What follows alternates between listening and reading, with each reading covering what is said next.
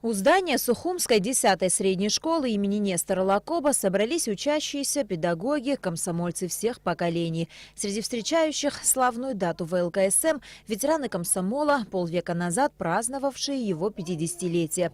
Почетным комсомольцам выпала честь вскрыть капсулу, заложенную в стене. Лишь этот квадрат остался от старого здания школы. В день векового юбилея несуществующего уже давно комсомола, следуя наставлениям из прошлого, капсула торжественно была вскрыта. 50 лет назад герой Советского Союза Усов установил гранитную плиту с надписью «1968 год. Вскрыть в 2018 году к столетию ВЛКСМ». На фасаде здания школы была установлена мемориальная доска с именами учащихся школы, отдавших жизнь за Родину.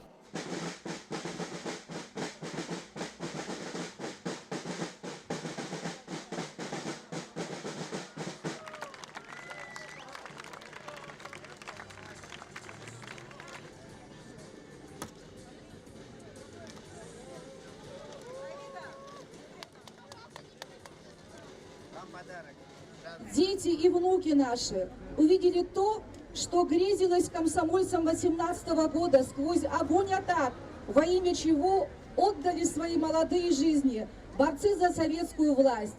Ваше настоящее – это светлое будущее, чему посвятили свои горячие жизни Зоя Космодемьянская, Александр Матросов, Владимир Харази, Кязым Агарба, Владимир Пачуля и много-много других героев Великой Отечественной войны 41-45 годов. Преподаватель Сухумской 10-й школы Наира Кортуа училась в 9 классе и была среди тех, кто отправлял послание в будущее. Нам даже и не верилось, что в 2018 мы будем свидетелями того, что откроется эта капсула и наши фамилии будут называть, и мы будем свидетелями такого мероприятия. Я очень рада и даже волнуюсь. В тот период думали, да, мы, наверное, не доживем, еще и смеялись, шкодничали, но на самом деле очень приятно, что дожили. Но многие не дошли. У нас очень был хороший класс. Бела Тарба, Адгур Иналыпа, Адгур Дзидзария, Людочка Оторба, Тина Хишба, Нона Шова.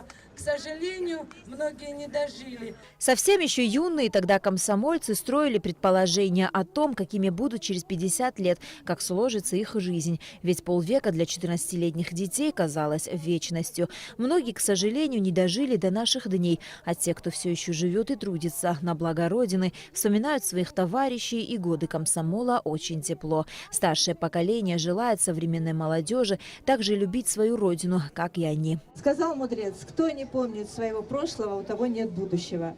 Вот то, что мы здесь собрались, мы подтвердили, что мы помним наше прошлое. Мы учимся на его, может, ошибках, а в основном учимся на всем самом положительном. И я считаю, что наша молодежь – это чудесная молодежь, которая будет строить, возобновлять нашу Апсны, которая сделает наш край самым родным, самым красивым.